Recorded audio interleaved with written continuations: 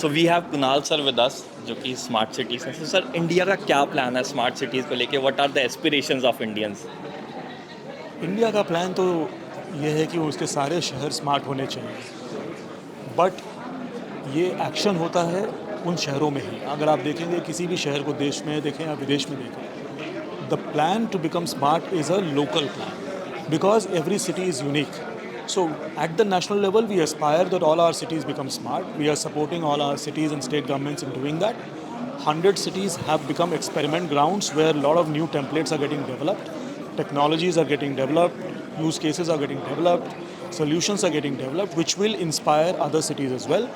But the bottom line is what to solve, what are my local needs, what are my local aspirations, what are the things that I should focus on is completely local. And that is why India's plan is broadly to get every city smart. But what smartness means or what is to be done in a particular city is decided locally. And that's the beauty of our country. It's not one person sitting in Delhi or maybe sitting in Lucknow or sitting in, maybe Bangalore or whoever is deciding that what should be done across the country. It's the local constituents, citizens, startups, industry, local academia. All of them are involved, research organizations, people across the board, civil society, and they decide the template of what needs to be done. And if something good happens in a city, then that can be replicated in other cities if that is the same problem they're trying to solve. Or at least they can learn from that. So that's the way we are trying to develop. It's a very organic bottom-up development. Yeah. And sir, as we say that this decade belongs to India and we are competing globally, so do you see smart cities will have to play a role in that, where we come up as a global leader and lead the world in that? No, absolutely. You see, we are at the moment the fastest growing big economy, right? And that is probably going to continue over the next 2 decades. And economic growth, well, 70% of it is contributed by cities. So if that has to happen over the next 2 decades, our cities have to perform. Then your two biggest problems, energy use. You've seen the problems that can happen because of geopolitics when two countries have gone to war. The crisis that happens with oil, etc., and 80% of your oil use in the country is dependent on imports. So how do you control, move towards renewables, efficient sources of energy, plus reduce your GHG emissions? Because you're going to expand, your country is going to double its urban population over the next 25 years, and you have to, deal with that humongous inflow into cities. So that India is going to lead economic growth, that India is going to be very crucial for energy, for GHG emissions, that India is going to be very crucial for overall world outcomes in the field of climate, in the field of economic growth.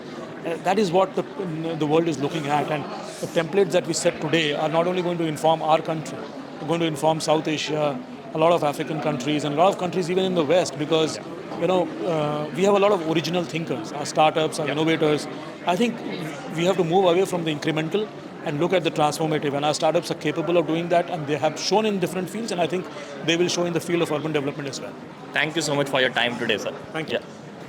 Hello everyone, this is Govind Kaushik from story about India. आज हम Chandigarh smart city की CEO ma'am के साथ हैं, और Chandigarh is the host, which is a very big privilege for a city like Chandigarh. तो ma'am, Chandigarh before smart city and after smart city क्या है? बिफोर स्मार्ट सिटी भी चंडीगढ़ बहुत स्मार्ट था, क्योंकि चंडीगढ़ देश का सबसे पहला प्लान्ड सिटी है, और ये एकमात्र शहर है जिसने शायद अपना कैरेक्टर कम्प्लीटली रिटेन किया है।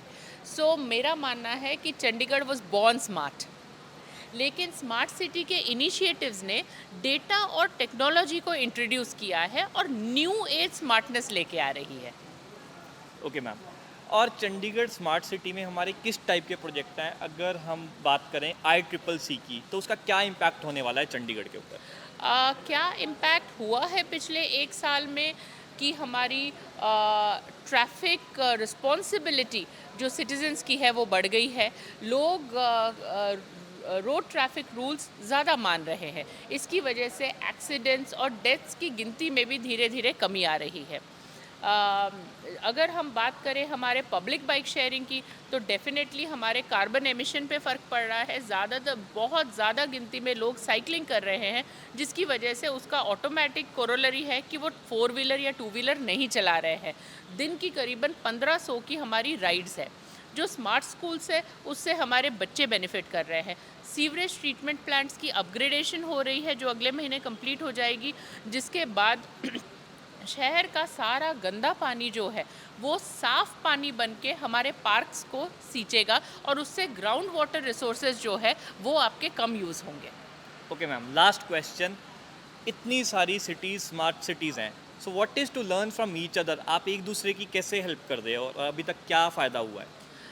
हर चीज़ में फ़ायदा है। हम आज 100 सिटीज़ इकट्ठे हुए हैं। 100 सिटीज़ जब एक साथ इकट्ठे होते हैं, शेयरिंग होती है। I was just speaking to someone, why do we reinvent the wheel? अगर किसी ने कोई काम अच्छा किया है, हमारा सिर्फ इतना है कि उनके लर्निंग से हम उसको लर्न करें। ये जो दो दिवसीय कॉन्फ्रेंस है, इसका एग्जैक्ट पर्पज़ ही ये है कि हम अपने काम को शोकेस करें, उसमें से हम वो चीज़ें उठाएं जो किसी शहर ने अच्छा किया है। हो सकता है चंडीगढ़ ने कुछ अच्छा किया है, कुछ इंदौर ने अच्छा किया है, कुछ उज्जैन ने अच्छा किया है, और हम वो सारी टेक्नोलॉजी भी एक दूसरे के साथ शेयर करें, क्योंकि हम सेम प्रोजेक्ट के एक अम्ब्रेला में आते हैं। Thank you so much for your time today ma'am, and all the best for future. Thank you so much.